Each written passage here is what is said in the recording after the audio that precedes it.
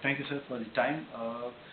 Maybe you could just start by talking about your first birthday as the chairman, and what were your expectations before you came in, and how much on that road have you advanced?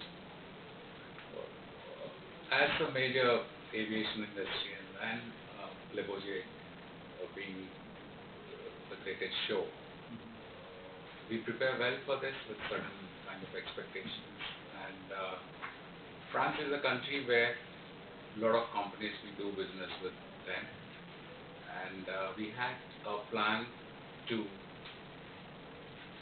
encourage the Make in India program with the government initiatives on increasing the FDI and keeping the items out of the license list and a single window, which was basically facilitating the A&D sector in India. As we know that huge acquisitions are happening and to happen. And to build in the ecosystem in India, all along, while we were doing the job of Make in India, right from the day one whereby nominated by the government, but today there is a lot of demand and supply could be increased.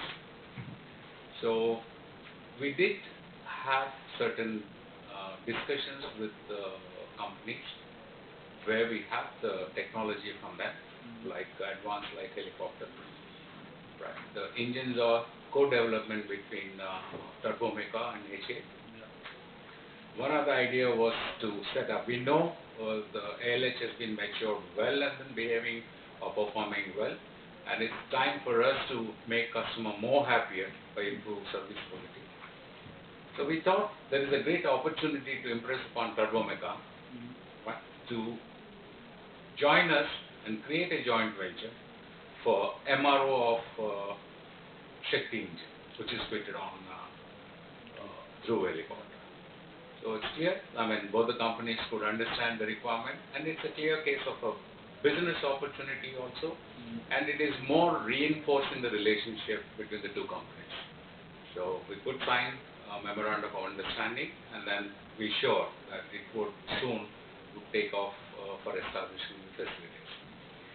This is an only initial step. It not only restricts to Dhruv, right? We have on a LCH the same engine. Another version on LUH, if GAR 226 gets manufactured in India, also has a Turbomeca engine. So the Safran Group has a very established technological advantage on the engine manufacturing. So this is the good thing which could happen. Right? And also we are looking at Stadium. They have gyro systems, sensors. Yeah. Every platform or anything which requires the sensors for accuracy. And we did sign a TOT agreement with Stadium on the laser. And also there are certain discussions where RRM requested the Defense Minister to allow the ring laser gyro technology to be given to India for use on BrahMos. Okay. And of course, moving away from this, it's a very good opportunity to catch hold of the world-renowned aviation company CEOs, right, captured in one place. So it's quite often you need to plan for meeting a CEO, and then I know I need not elaborate that, but then this is the place where you eventually meet. It was very great that I could meet at least 30 people in 3 days, and things were positive, very, very positive. So, looking at HAL, you've taken charge recently as chairman. What are your first objectives for the company? Yeah, while I took charge of CMD, chairman and then CMD from February 2015, but I've joined this company in 1980. I do not know what made me to stick on to this company for so long, except there is a passion towards aviation. That made me to live long, go along with HAL, and it's an absolutely great company. There could be a perceptual difference in the public or some quarters of people, but then we have been the backbone for the services which are protecting our nation. So some places like Army helicopters are 100% supplied and maintained by us, and we are the one company which maintaining even today a 60-year-old Cheetah Chetak helicopters. So, and we ourselves developed the products over the years. Like we are now one among the 6 nations who can design, develop, manufacture, operate helicopters. Right? That's the greatness of this company. And we make all varieties of fighter aeroplanes. We did do under license and also indigenous products. I believe we have made 14 projects under license and 15 indigenous products. On the horizon, a lot more can be done, and right from a licensed manufacturer and then to a designer. Now we are looking at co-development, because this process would bring in advantages in terms of economies and then time schedules. So we joined with Russians for FGAP, and we are planning to do multi-role transport aircraft, but the second project may not be moving very in the right direction. We need to see how it behaves. And we have opened a strategic business unit on UAVs. We are trying to say that my priority would be that HAL would be one-stop solution for technology. Well, we want to be integrators, right, and develop the ecosystem in this country for supporting all the services on the products. Right. And then definitely the customer is to be kept very happy, and we need to re-engineer our certain processes and meet the expectations of the customer. He's not the same old customer, or the customer demands. So we are changing our policies and looking from a reactive organization to a proactive organization. Okay. Reactive to proactive, but that's going to be a very big leap for you. But leap. Somebody has to break the chain of events. So never possibly it would have been difficult. I'll take you a little longer on this answer. In aviation, the Indian technologists, we don't have a sufficient technology base here. Most of it we import it, and we depend on even on the materials, technology on the engines outside the world, outside the country. For the first time when I wanted to develop an engine, my colleagues must have looked at me and I said, hey, go slow. But HAL board was kind enough to sanction me 450 crores to develop an indigenous engine. Are we doing it? And this year, the 25 kilonewton engine would be created by HAL as a developmental project.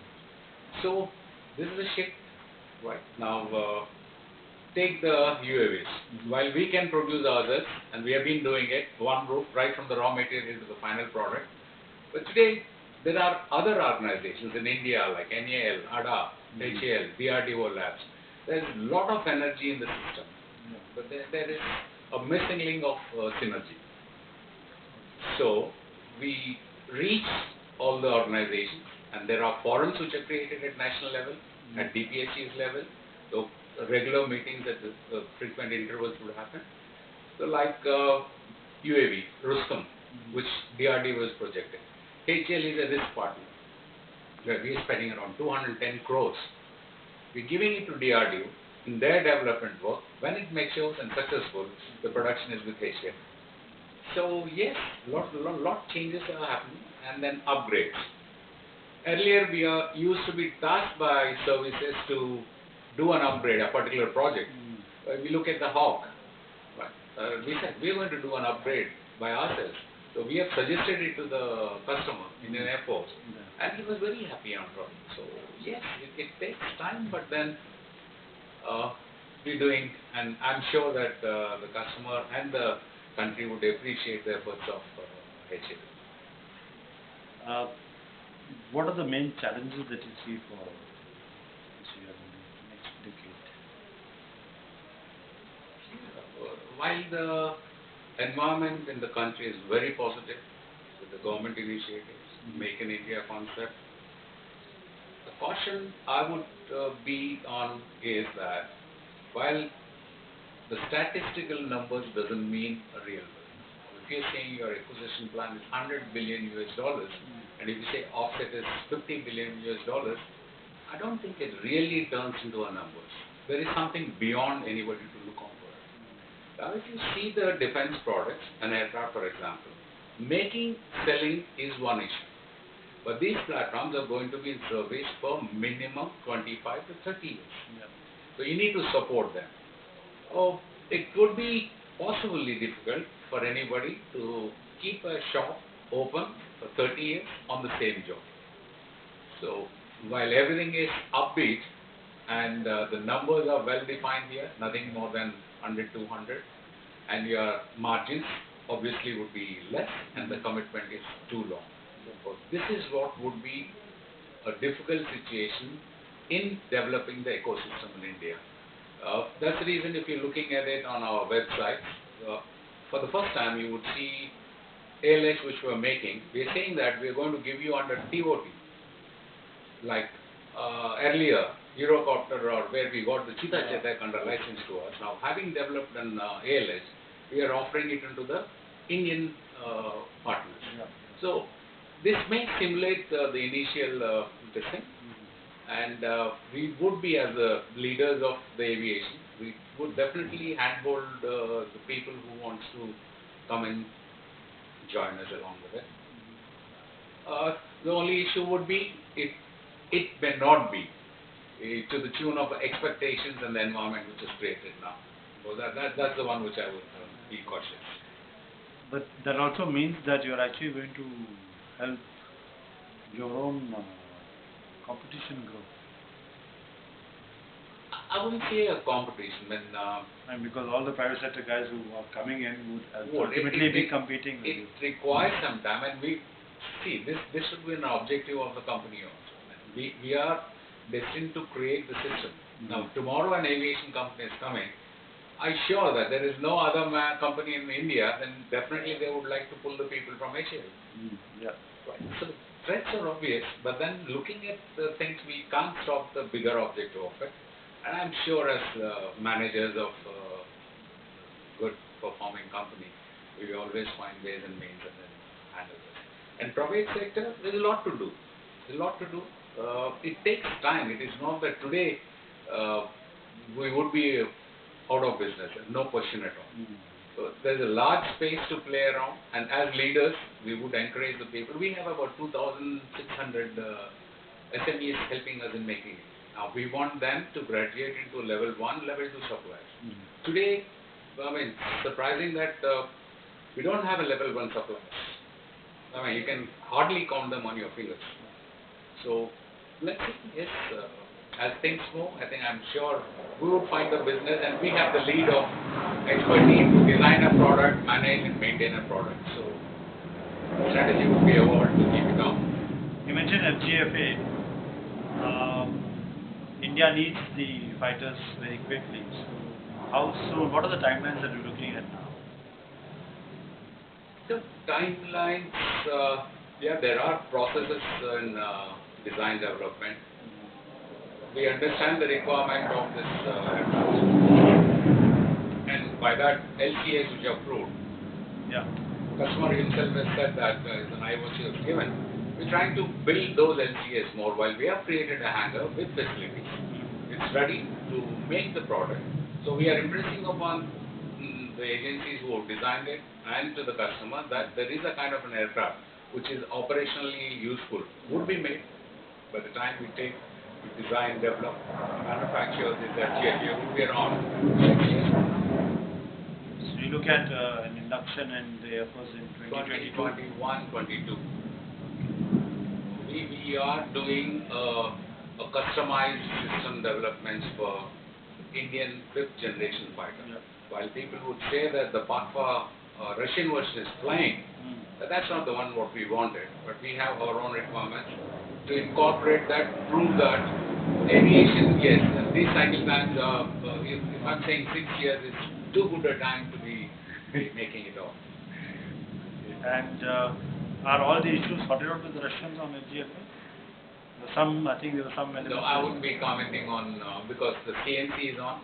I'm part of CNC, so it would be difficult for me to answer any further. One last question on Dassault, the Rafale.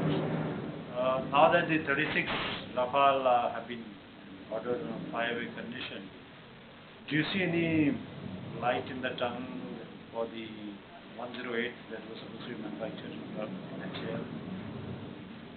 Or is that an issue with us? That's also again, there are definite reasons as stated, and then by the authorities.